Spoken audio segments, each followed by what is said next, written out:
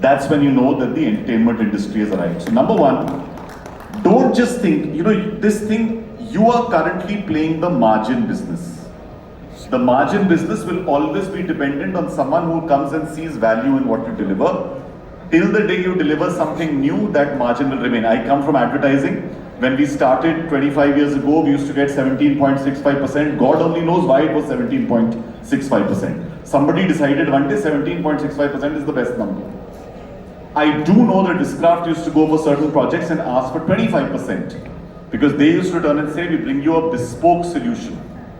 All of us know as event managers, and I know it's being recorded, so you all know what the real margin is. I won't talk about that, but we all know what it was over there. But my reason to say this is that during the pandemic, when I was president of EMA, and I'm so glad that my very dear, dynamic friend Samit Garg is now doing all of this and more, there were a lot of plans that we were implementing, and two things happened. We were faced with the biggest human crisis that we knew, and I remember we sent a tweet out to the government of India as well as Delhi government saying, event managers are the best crisis managers in the world. Honestly, you put us on the border or you put us in a crisis, you put us in an emergency situation, we will be the people being able to set up things, thank you so much, better than anyone else. The important thing is we were able to set up 2 hospitals and run them. Prerna's here, she was leading the north at that time. She knows that I think Vipul Pandey, a whole bunch of people from our team at that point in time, actually ran and operated hospitals. They were standing there getting oxygen delivered. They were the one, because again, you must understand, event managers are crisis managers. And that is something which we do really well. So what are the businesses you could do if you were a crisis manager? Honestly, in this room itself, because I've met so many people, you will find green shoots of things that people have done. Again, I don't want to steal his thunder, but my dear friend Samit Garg did an IPO just a couple of weeks ago. I think deserves the biggest round of applause.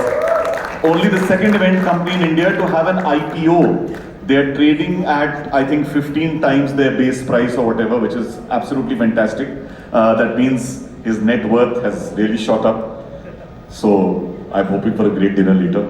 But that's besides the point. But everybody, I think a huge round of applause, because an event company doing an IPO, guys, you know where we'll be headed next. This will be something that will lead to much bigger things, because now he has the fuel to fund dreams. And if you've stayed with Samit long enough, you know he only has great audacious dreams. Some of us have the pleasure of joining him in that. Cherish Tota, who was here, I don't know whether he's here just now, he was outside. Cherish was with the event business many years ago. And one day he decided that he wants to do work with eco-friendly material. Event managers deal with material so often that we have the ability to see if there is value in the material. How many of you know of the company ITC? ITC, right? Everybody knows of ITC. You know the Marriott, Sheraton and all the other hotels. Mr. Devi Dayal, what's the, yeah, Yogi Deveshwar. Yogi Deveshwar was the chairman of ITC, and I must tell you, because I know from friends, that one day they all sat together and said, the government is constantly taxing cigarettes more. What if tomorrow they completely shut down cigarettes? What will you do? And everybody sitting in that room, their faces fell and they said, what will we do next? And you know what he did? And this is why he was Yogi Deveshwar and such a big name. And what he did, he architected the growth of ITC. He said, what goes into making a cigarette? Cotton, paper, tobacco. 3 elements. Please look at what they make today. Classmate notebooks. The paper became notebooks. Right? Tobacco meant they knew farming. Can we extend farming and get into potato? That is why you've got the Tela Hai, you know, their version of the Kurkure, etc. chips. They said distribution is one of our biggest strengths, because every nook and corner of a city, the Panwadi is known to us. So products that can sell at the pan shop is known to us. This is called de-aggregation. When you de-aggregate businesses, sit by yourself once and say, if you de-aggregated your business, what would it become? What would your business become tomorrow? There is a company called Phool, P-H-O-O-L. I don't know how many of you know Phool, the company, right? Many of you do. What do? They collect used flowers and make essence out of it, right? What we are talking about, sustainability, waste, all of this, somebody has taken it one level aage and said, let's take that and can we convert it into perfume? Can we convert it into agarbatti? It is a funded company. It is amongst one of the most, I mean, as a serial investor, I can tell you it's a stock that we guys would love to be a part of. All of us are so excited by that. How can you de-aggregate this business? Harshad Chavan, who runs a company called Toast out of Bombay. Harshad early on started doing PR and celebrity-led events and said, you know what? I put up the set, I put up the lights, I come up with the idea, and 30% of the budget is taken by the celebrity. So why don't I become a celebrity manager? Harshad today has set up a studio where he takes the artist, gets the right person to do the music, the sound, the ad, all of that, and therefore he makes the Jack and Jones commercials are made by Harshad Chavan. Their margin on that business is immense. They are able to create an entire new line of business from just doing that. Sultan, who's sitting here right in front, another very dear friend of mine. Sultan realized that the underserviced market in India is schools. He used to go and do Horlicks biscuits. He used to be doing all of those lovely shows. I attended a couple of them. And one day it struck him, and I mean, it's just because he really loves that sector. What more can you do to add value to the life of students, children? And he started something called school cinema. You will be shocked at the number of students who use school cinema. Is it in a couple of lakhs? 2 lakhs? 1 million. 1 million students pay a monthly subscription to watch films that replace moral science in schools with a course that he has created. Money that is no longer the percentage you make on a service you provide. Money that comes directly from consumer. The best money in the world is the money that comes directly from consumer. The brand will always question how much I give you. The consumer will only say, if you're giving me an experience worth it, I'll create stuff. Right? That is the important thing for you all to do. There are so many other things. I don't want to take much of your time, but I just want to tell you, I completely moved out of the event business and now I do only festivals at one end and I do only creation of artists. Creation of artists. Rashida sitting there, she asked me, are you an artist manager? I said, no. She just couldn't get it. So what do you do? Do you get artists for shows? I said, no. And she's still trying to figure out what does Commune do? Commune gets people to tell stories. If I own 100,000 stories and 10% of those stories are worth being made by portals into shows, I am sitting on the largest content library in India and be able to take those shows and make them into short form, long form, medium form content. Imtiaz Ali's taken 4 writers from us. Puneet Monga has taken 2 shows from us. Now Sony and Amazon is directly taking shows from us. All this comes because we have a festival that promotes spoken word and storytelling, right? Find a pipeline which is unique. It is important to find unique pipelines. We have friends who've created portals. We've got Parthiv who will be coming here and telling you that he is not creating events, he is curating events. He is reviewing events. There's a friend of mine, Anish Bhasin, he loves whiskey. He tried to set up an app about whiskey, didn't work, we all invested in it, all of us lost money. What Anish managed to do, because he wanted to have an app which could deliver alcohol to your house, didn't happen. Anish just started putting up reels on Instagram. Look up Anish Bhasin. He is one of India's top wine influencers.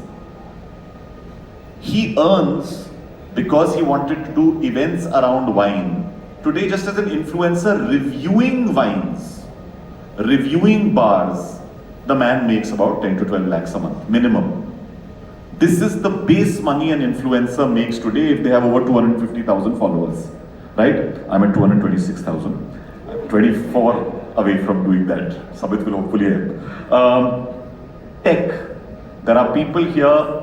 Deepak Pawar, who was one of our committee members last year, set up a studio which is called an Unreal Studio. It doesn't mean it's Unreal in terms of number. It's an engine called Unreal. An Unreal engine is an engine which has an LED like the one you have at the back, combines it with lights, combines it with camera work. As the camera moves, in perspective, the backdrop moves, which is what you require a right set for. If any of you have seen any of the Disney shows, there are so many Disney shows that are being made. All of them, none of them are shot on a real set. They just shot on a 3D studio. He has built that studio, and last when he told me, he had just invested in a bar in Dubai. I said, why have you invested in a bar in Dubai, a nightclub in Dubai? He said, brother, the world is entertaining themselves there. Why can I not own a share of their entertainment? Not organizing events anymore. He's doing that as one side business, but he's also doing these things to a large degree. Arvind is here, and he's right in front, and I know that education is his passion as well. Right? That is an ancillary line of work. If you de-aggregate the work we do, there are at least 20 other lines of business that you can create. It is up to you to figure out if you can do that. And I will end by just saying two things. I build businesses on one simple fact. Where others shout, I find a place where you can whisper. Find the quiet corner. If you enter a business early, I entered digital when people laughed at me and said 2011, digital hota kya yaar, ye Facebook like ka kitne paise milenge. Right? I entered influencer marketing in 2015. People said influencer marketing kya hoti hai? We sold that company 3 years ago. I entered events when I was an MC, when people said, why in God's name do you need to organize? Why can you not just host? And I sold that business. Don't go where people shout. Today everyone shouts about the wedding industry. I know it's great, but it's creating a layer, and I'm sorry to say this, and I'll get lots of heat later. It's creating a middle layer of mediocrity where anything goes. There is a top end which is doing phenomenal work. There is a bottom end which is servicing regional needs, but there's a middle layer that needs to be a lot more process driven, etc. Don't go where everyone shouts. Go where you can whisper and you can be heard. If you can find those new businesses, you'll create something unique. I asked ChatGPT, do you have any jokes on event managers? And it gave me 10 very lame jokes. But the one joke that it gave me, which I really loved, was it said, how many event managers does it take to screw a light bulb? Right? And it says, actually it takes one event manager, but there'll be 10 who will be trying to get it for you at a cheaper cost. There will be 5 who will be fighting with procurement. There will be 3 who will be possibly trying to see whether they can get it and use it at the same evening at another event so that they can make double the money. Our work, our business is a tough business. It's always been a tough business. Learn to be the Rock of Gibraltar on rolling skates. Be strong, be solid, have values, have ethics. I've seen this with all the people I work with. Prerna is sitting there, Sultan is sitting there, Samit is sitting there. So many, all my friends who are sitting here. There's a bunch of you who are special to me because you do your business on ethics and values. You want to do something unique. You're not there to make that next dollar the world may burn. This is not that generation. This is not that generation at all. So be the Rock of Gibraltar, be solid, but be on roller skates. Be able to maneuver as and when you can. Our business is perhaps the best business in the world to create new businesses. I'm just going to end by telling you that when I was shooting a film in 2009, and I'm going to shoot another one next year. But 2009, when I was shooting a film, I was on a beach, and there was a cable that was missing by which we could shoot in the water. And my cameraman said, I can't do the shoot. There's no cable. What do we do? And I said, you know what? If you take the Jimmy jib which you have, from which we're going to take a later shot, and you put in front of it a harness, and you attach your cameraman to the harness, and you've got only a 3-foot cable, you can bring the camera right to the level of the water because the Jimmy jib which will be able to go right above the water. And I managed to get my shot. Only an event manager can do that. Jugaad is our middle name. We may not use it, but we know it. So please utilize all your energy to build something significant. There is so much you can build. There are 85 million, and I checked this, 85 million weddings that will happen in a year. That's one business. There's 4.5 billion worth of events that happen otherwise. That's another business. But beyond these businesses, there's a whole set of businesses that you can do. And I'm sure the next speaker, which is my friend Samit, will be able to inspire you to do that and more. Thank you so much.